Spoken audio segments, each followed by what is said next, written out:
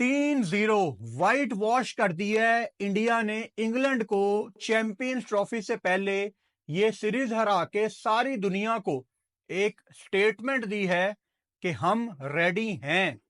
आज के मैच पे बात करने से पहले शुभमन गिल, श्रेयस अय्यर, विराट कोहली, इंडिया की बॉलिंग, तमाम चीजों पे बात करने से पहले हम बात करेंगे जसप्रीत बुमराह की।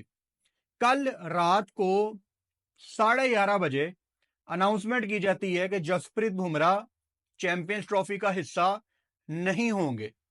यह फेलियर है पूरे सिस्टम का, बीसीसीआई का।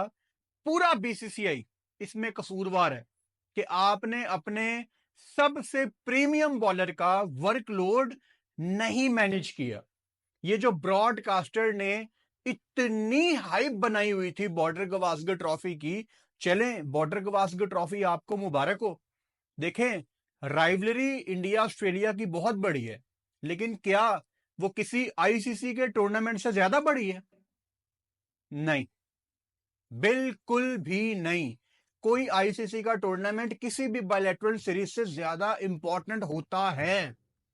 इंडिया ने ठीक टाइम पे जसप्रीत बुमराह का वर्कलोड मैनेज ना करके उनको कप्तान भी बना दिया। अब याद करो, वो दिन याद करो जब जसप्रीत बुमराह वापस आए, उनको आयरलैंड भेज दिया गया एज ए कैप्टन 2023 के ओडीआई वर्ल्ड कप से पहले।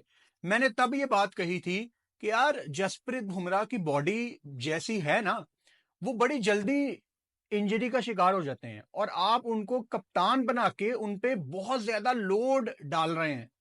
अब आपने ऑस्ट्रेलिया में भी वही गलती की। इतना लोड क्यों डालना है? क्या पूरे इंडिया में कोई इस काबिल नहीं है? आई एम श्योर प्लेयर्स इस काबिल हैं कि वो कप्तानी कर सकते। आपने कप्तानी का प्रेशर डाला, आपने बस पूरे स्क्वाड में एक ही बॉलर रखा। अब ऐसा नहीं है कि आपके पास डोमेस्टिक में ऐसे बॉलर बैठे हुए थे जो हर बंदा कह रहा था यार ये जाना चाहिए, ये जाना चाहिए। आपने रेडी ही नहीं किया किसी को बैकअप के तौर पे। अगर मोहम्मद सिराज को मार पड़ती रही तो वो खेलते गए, खेलते गए, खेलते गए। ठीक टाइम पे ईमानदारी के साथ अगर सिराज को बाहर बिठाया होता तो उनकी जगह कोई टाइम पे आके थोड़ा सा वर्कलोड मैनेज कर लेता। अब चैंपियंस ट्रॉफी के स्क्वाड में जसप्रीत बुमराह नहीं है, उनकी जगह हर्षित राणा को शामिल किया गया। ऑनेस्टली मैं आज के मैच को नहीं देख रहा, मैं इस सीरीज को ही नहीं देख रहा। हर्षित राणा जसप्रीत बुमराह की रिप्लेसमेंट मुझे समझ नहीं आती, मुझे समझ नहीं आ रही। यशस्वी जायसवाल की जगह वरुण चक्रवर्ती को आप टीम में ले आए, उस पर हम अभी आते हैं। लेकिन एक बात तय है, आप ये समझ लें कि जसप्रीत बुमराह के बाहर जाने की वजह से इंडियन टीम के चांसेस 40% और शुड आई से 50% कम हो गए हैं।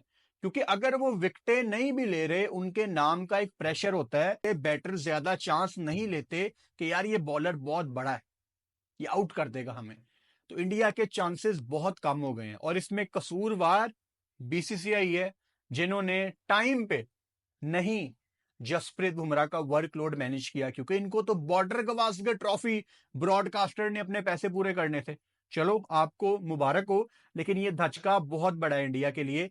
यार ये तो एक तय बात थी कि जसप्रीत बुमराह ने नहीं खेलना था तीसरा वनडे, क्योंकि वो इंडियन टीम के साथ आपको वैसे ट्रेनिंग करते नहीं नजर आ रहे थे जैसे कोई भी बॉलर नजर आता है टीम को ज्वाइन करने से पहले। शमी ने भी इस सीरीज में जब जब उनको मौका मिला कुछ खास उन्होंने बॉलिंग नहीं की। तो इंडिया की जो फास्ट बॉलिंग है वो बहुत ज्यादा एकदम नीचे चली गई है एज ए यूनिट, और इंडिया डिपेंड कर रही होगी अपने स्पिनर्स के ऊपर। बहुत हैवी स्क्वाड है स्पिनर्स का। दुबई में ठीक है टर्न मिलता है, अगर शारजा की आप बात करो तो मुझे समझ आती है, लेकिन दुबई में इतना ज्यादा टर्न, ये तो आने वाला टाइम बताएगा कि इनकी प्लानिंग कैसे साबित होती है।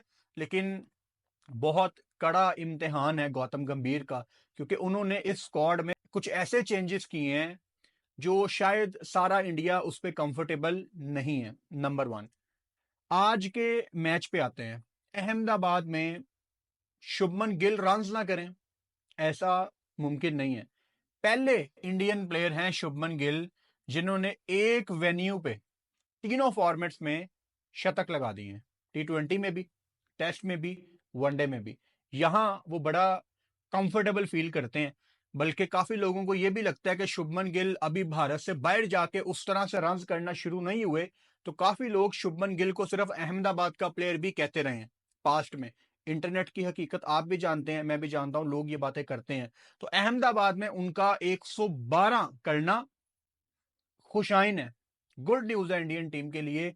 आपने रोहित शर्मा के बल्ले से 100 देख लिया, आपने शुभमन गिल के बल्ले से 100 देख लिया, विराट कोहली आज दोबारा आदिल रशीद का शिकार हो गए। कोई 11 दफा आदिल रशीद विराट कोहली को आउट कर चुके हैं। वो मैंने मिड इनिंग्स लाइव में भी बताया था कि मैच से एक दिन पहले प्लानिंग चल रही होती है ना, कि हमने क्या प्लानिंग करनी है फलां प्लेयर के अगेंस्ट, फलां प्लेयर के अगेंस्ट। तो आदिल रशीद कहते होंगे कि विराट कोहली तो मेरी विकेट है, बाकी तुम सारे देख लो। और आदिल रशीद विराट कोहली की पीक पे भी उनको आउट करते रहे हैं। तो आपको क्रेडिट देना पड़ेगा कि आदिल रशीद ने विराट कोहली को आउट करने का कोड क्रैक किया हुआ है। सो चैंपियंस ट्रॉफी से पहले आपके टॉप ऑर्डर की तरफ से ऐसे रन आना, विराट की 50 भी हम इसमें काउंट कर लेते हैं। हालांकि आज सारा इंडिया चाह रहा था कि गुजरात में, अहमदाबाद में हम 100 देखें, लेकिन अनफॉर्चुनेटली वो नहीं कर पाए। क्रेडिट आपको अगेन देना पड़ेगा आदिल रशीद को। उसके बाद आज जिसने बेसिकली मैच का पासा पलटा है ना भाई, वो था श्रेयस अय्यर। हर नॉक में, चाहे वो थोड़ी देर के लिए बैटिंग करने आए या वो 1 डेढ़ घंटा विकेट पे स्टे करे, वो एक इम्पैक्ट छोड़ के जाता है। पता लगता है कि यहां पे श्रेयस अय्यर बैटिंग करके गया। शुरू में जिस तरह से उन्होंने पेस को कैरी ऑन किया, जिस तरह वो चढ़ के मुकाबला करते हैं, अपनी शॉट्स खेलने से नहीं डरते, और जहां पे बॉल को मारने का हक है वहां पे मेरिट पे वो बंदा खेलता है। क्या खूबसूरत टैलेंट इंडिया को ये मिला है। और मुझे याद है 2019 के टाइम पे बहुत डिबेट होती थी कि चौथे नंबर का बैटर कौन, चौथे नंबर का बैटर कौन। अब आपको एक ऐसा चौथे नंबर का बैटर मिल गया है, कुछ भी हो जाए श्रेयस अय्यर की पोजीशन चेंज नहीं करनी। भाड़ में गया राइटी लेफ्टी का कंबो, कौन बॉलिंग कर रहा है, ये चौथे नंबर पे आपका परमानेंट प्लेयर होना चाहिए जो बेहतरीन फॉर्म में है।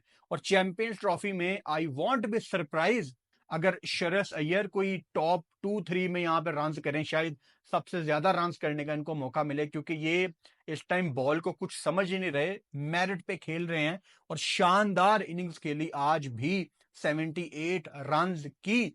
उसके बाद जी आज जब केएल राहुल बैटिंग करने आए हैं, तो वहां पे मैं गलत भी हो सकता हूं, आपकी इस पे क्या ओपिनियन है मुझे कमेंट बॉक्स में बताना। जब बैटिंग करने आए हैं ना केएल राहुल, तो मुझे लग रहा था यार कि यहां पे ना शायद इंडिया को हार्दिक पांड्या को भेजना चाहिए था। चलो आपने 350 बोर्ड पे लगा दिया, बाद में केएल राहुल ने थोड़ा सा अच्छा रिकवर भी किया, लेकिन वहां पे अगर वो चीज ना चलती तो शायद इंडिया का टोटल थोड़ा सा कम होता। जीत तो आपने फिर भी जाना था, रन्स बहुत ज्यादा थे, लेकिन केएल राहुल उस सिचुएशन में शायद एक बेहतरीन चॉइस नहीं थे। शायद वहां पे हार्दिक पांड्या ऊपर आ सकते थे, लेकिन केएल ने अच्छा फिनिश किया। 5वें नंबर पे उनको बल्लेबाजी करने का मौका मिला, और केएल राहुल भी चैंपियंस ट्रॉफी से पहले कह सकते हैं कि यार मैंने थोड़े से रन जोड़े हैं टीम के टोटल में।